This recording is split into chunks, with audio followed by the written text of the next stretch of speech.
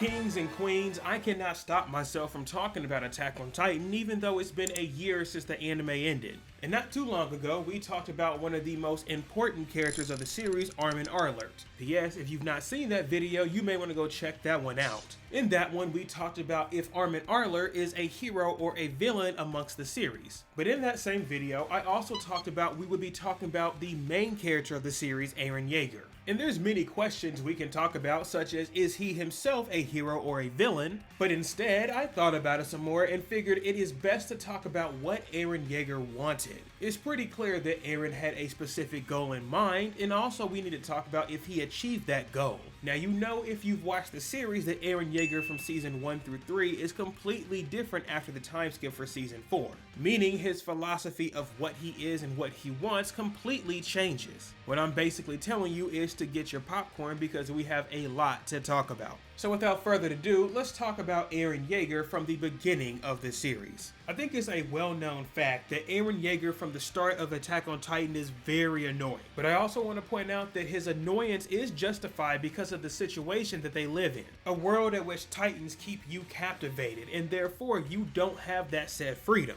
Throughout the beginning of the series, we can see a lot of times that majority of the characters living in civilization do not care to branch out. Some people are completely content living within the walls as long as you don't have to see what's outside. Every now and then you may have some people such as scouts go outside to get bodied by Titans, but you're not going to go out there yourself. And that's an understandable thing to do. Why put yourself in harm's way when you can be safe within the walls? The problem is Eren simply does not believe that way. Eren believed that one day if mankind joined together, they will be able to overcome the Titans. And I mean, someone has to think this way, right? I mean, clearly the scouts try the best they can. It just so happens that Eren Yeager is willing to think this way even at a young age. He is simply a character willing to put his life on the line to get his said freedom. And well, because of his rock-hard determination, he was willing to join the Cadet Corps. Despite what happens after he joins the Cadet Corps, it was clear that he was either going to kill all the Titans or at least die trying. And again, I can't knock what Eren Yeager believed in, even though he was very annoying. His character believed in progression and also wanted to make sure that he was able to save, keyword here, his people. Now, of course, throughout the journey, things started to change. I mean, there are plenty of characters such as Berto and Reina that eventually betrayed Eren's trust. Even characters at the brink of death such as Armin, at which Eren had to figure out, what are you here for? Are you really here to save humanity or just here to save your friend?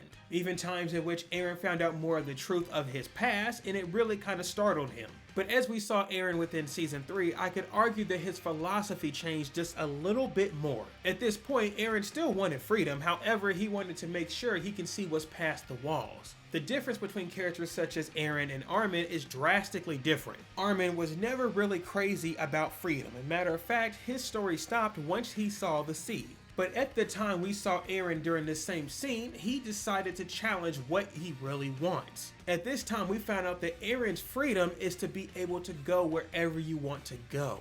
This includes stripping the freedom of people that will take it away from you. Now you may be asking, when did Eren suddenly just change to say, I want to have more? Well, that specifically happened once he kissed Historia's hand. You can visibly see that Eren is shocked once he finds out more information about the world. And after this specific scene right here, this is when season 4 Eren starts to progress. So now let's jump over to season 4 Eren. After the time skip, Eren becomes a completely different character. After he gains the knowledge about everything happening within the world, he decides to not care about the Titans as much. The Titans that walk around eating people mindlessly are not the enemy here compared to the people across the seas. Eren's goal of stopping every single Titan that keeps them captive becomes nothing. Instead, his new goal after the time skip becomes stopping hate. And I think you all understand that the reason people within Paradis Island did not have freedom is because of their race. The race of Eldians were oppressed for many years even before our main cast joined the fray. So even though Eren really hides his true goal of saying I want to be free behind what he wants, the saying of becoming free means you have to get rid of the ones that keep you captive. And as we just mentioned, it is not the Titans, it's people. Eren's new goal became to kill those people that put his ancestors and his own generation in harm's way. What makes this more interesting is the fact that the Attack Titan was able to see into the future. Even though other people such as Grisha would have this ability, it did not matter compared to Eren. You see, Grisha actually never had the intent or drive to make any type of change. While we know he had the Attack Titan at some point, as well as touch royal blood, he never had the same drive. So even though the Attack Titan could see into the future, it was Eren's will that wanted change. And well, as you know, Eren does a whole lot to get that change. Now you can look at it in a holistic view and say majority of the things he did is probably bad. Even though you can say that the Yeagerists did want to have change in the world just like him, this is a cult. I really don't care what you say.